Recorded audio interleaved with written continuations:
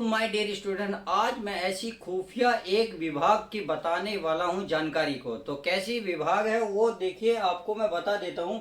IB अर्थात intelligence bureau की एक ऑफिशियल नोटिफिकेशन आउट हो चुका है। जिस बच्चों को इस वीडियो में, इस वैकेंसी में इंटरेस्ट हो, फटाफट इस वीडियो को उन दोस्तों को शेयर कर दो जिसको जरूरत हो। तो चलिए आज हम इस वीडियो के माध्यम से सब कुछ जानेंगे। चाहे सिलेक्शन प्रोसेस की बात करें, एग्जाम पैटर्न की बात करें, एज रहे, क्वालिफिकेशन रहे, सैलरी रहे, तो सैलरी भी इसमें बहुत ठीक ठाक है।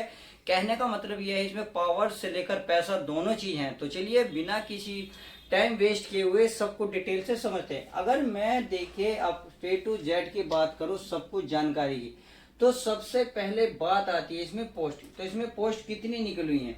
अगर मैं माय डियर स्टूडेंट पोस्ट की बात करूं तो देखिए इसमें पोस्ट ज्यादा नहीं है, बट आपको तो केवल एक पोस्ट चाहिए। अर्थात पोस्ट है इसमें 394 पोस्ट है।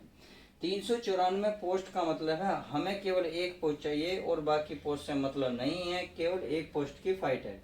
अब देखिए एक बात और बता दूं, यह एक आपकी जो है सेंट्रल गवर्नमेंट जॉब है, बढ़िया जॉब है, पैसे वाली। क्लियर है? चलिए अब बात आती है इसमें फीस की, यानी कि जब इसको अप्लाई करोगे तो अप्लाई करते वक्त आपका कितना चार्ज लगने वाला है। तो चलिए फीस को समझ लेते हैं।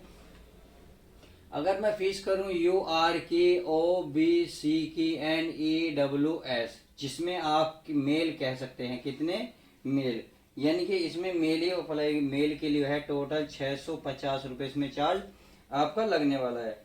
बाकी जितने बचे जैसे SC और ST एंड फीमेल बची, जितनी भी इसमें फीमेल बची, तो उनके लिए 550 रुपये चार्ज लगने वाला।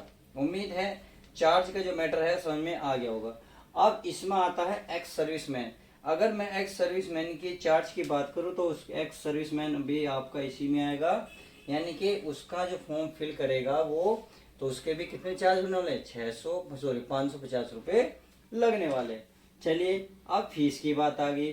फीस से बात आती है अप्लाई, यानी कि ये कब से चालू हो रही है। तो चलिए अप्लाई की अगर मैं बात करूं तो अप्लाई, देखिए अप्लाई से पहले क्वालिफिकेशन चेक कर लेते हैं। चलिए अप्लाई ही बता देता हूं। मैं अप्लाई की बात कर लेता हूं। अगर मैं अप्लाई की बात करूं तो ये 23/8 से चालू हो रही है। अर्थात तुम्हें पता है ये जो आईबी वाले इंटेलिजेंस ब्यूरो वाले क्या करते हैं, 15-20 दिन का टाइम देते हैं फॉर्म फिल करने के लिए। तो वही इन्होंने करा है, यानी कि 23 तारीख से लगभग चालू होंगे, यानी कि 23 तारीख से चालू होंगे। अगर मैं इसकी लास्ट डेट की बात करूं तो 14/9 को इसकी लास्ट डेट हो जाएगी, यानी कि आप सीधा सीधा कह सकते हैं केवल 20 दिन में ही आपको फॉर्म अप्लाई करना होगा। इसलिए मैं कह रहा हूं फटाफट दोस्तों में शेयर करो जो इस वीडियो के लायक है। क्लियर है? चलिए अगर मैं आगे बात करूं, आगे क्या आती है? क्वालिफिकेशन। देखिए क्वालिफिकेशन इंटेलिजेंस ब्यूरो है तो क्वालिफिकेशन भी ठीक ठाक ही मांगेंगे। तो चलिए उस क्वालिफिकेशन की बात कर लेते हैं जो हमें चाहिए।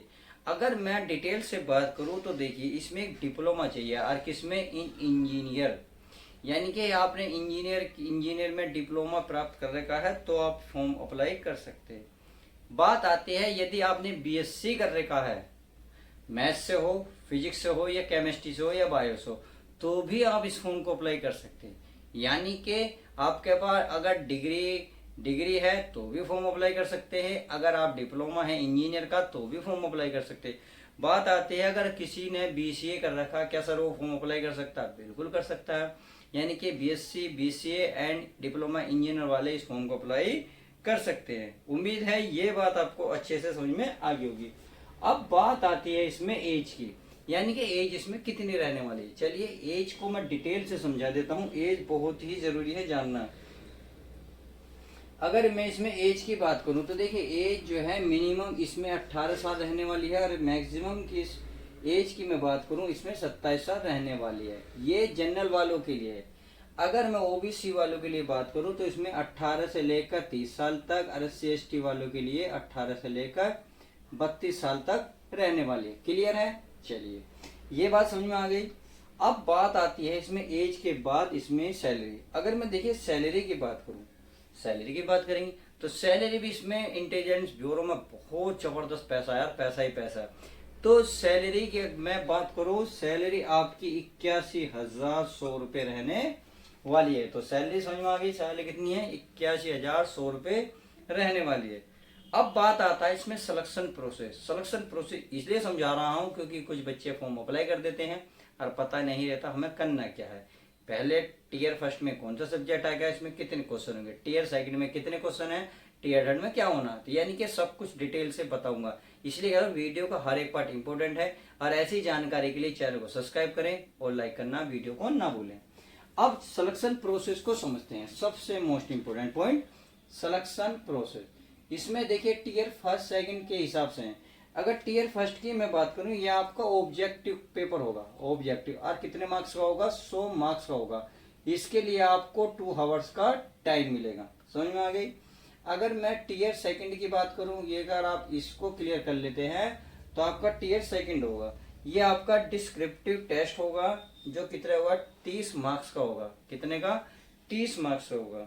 आप इसको क्वालिफाई करने के बाद आपका टीयर थर्ड होगा जो एक इंटरव्यू होगा, केवल इंटरव्यू। इंटरव्यू में नॉर्मल बातें पूछी जाएंगी और वो भी आपका 20 मार्क्स का होगा। कितना, 20 मार्क्स का। तो डिस्क्रिप्शन जो टेस्ट होगा 30 मार्क्स का होगा, इंटरव्यू होगा 20 मार्क्स का, 50, तो 50 मार्क्स का आपका ऑब्जेक्टिव होगा, यानी कि 150 नंबर का टोटल आपका एग्जाम होगा। उम्मीद है समझ में आ गया होगा। अगर मैं बात करूं इसमें बाकी तो सब कुछ अच्छे से समझ में आ गया होगा, तो कुछ ऐसी चीज नहीं बची। अगर किसी बच्चे की क्यूरी है, कोई क्वेश्चन है, तो प्लीज कमेंट्स करें, मैं उसका रिप्लाई जरूर दूंगा। तो मिलते हैं ऐसी न्यू वैकेंसी के साथ।